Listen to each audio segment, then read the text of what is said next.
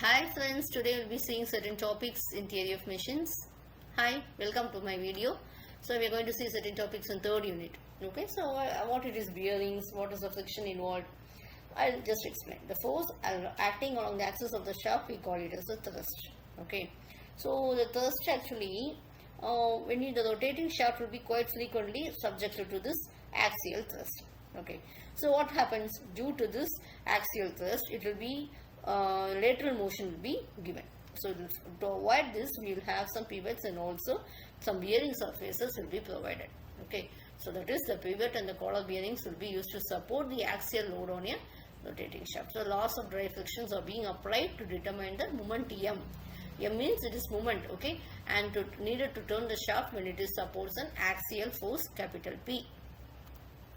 So frictional analysis means, so actually the bearing surfaces provided at any place along the length of shaft, we call it as the collars. Okay, when the rotating shaft is conveying its axial thrust to the bearings, the rubbing will take place. So this is the reason why the friction is being produced. Okay, so the collar bearings will be subject to an axial force P, and the contact area will be pi into capital R square minus R1 square. Okay, so the normal distributions will be distributed normally. Okay, so what we assume is sigma f z is equal to here 0, because in equilibrium conditions we do have this, and we assume that the intensity of pressure is uniform over the bearing surface, that is P is a constant. Okay, this assumption will be holding good only for newly fitted bearings, and also the fit between the shaft and the bearing surface has to be perfect. Okay, so now what we are doing is PZ, that is we are measuring it as capital P by pi into R2 square minus R1 square.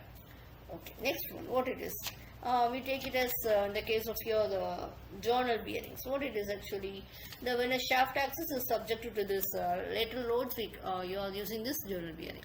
So this well lubricated journal bearings will be subjected to the laws of fluid mechanism. Okay, if the bearings is not lubricated, in the sense you will have to consider as law of friction. Otherwise, you can go for fluid friction. Okay, and the lateral force is P, means the bearing reactive force, if R will be acting at A, will be equal and opposite to P.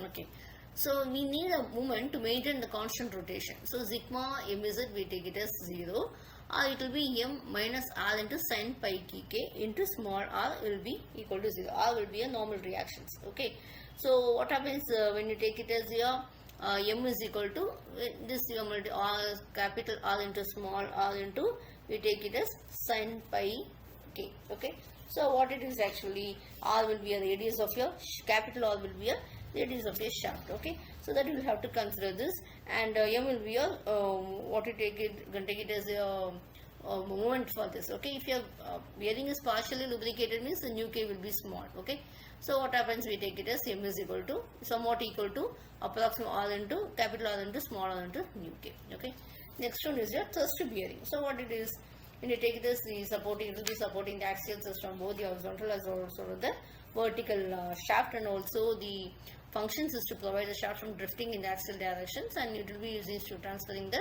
thrust loads. Okay, so vertical thrust bearings will also need to support the weight of the shaft and the components attached to it. So the moving surface will be exerting against a thrust bearing. It may be area at the end of the shaft, or it can be the area of a collar which is being attached at the point of the shaft. Okay, these types of thrust bearings, when you take it as number one will be a plain thrust. Okay, it will have a stationary flat bearing surface, again which the flat end of the rotating shaft is permitted to bear. That's I am showing in the diagram, the axial moment we are having. Okay, next one is flat land type, is this they handle light loads. Okay, they will be used with other types. Okay, they are having 10 to 20%. This I have shown in the diagram. Okay, which formalized oil supply will be provided.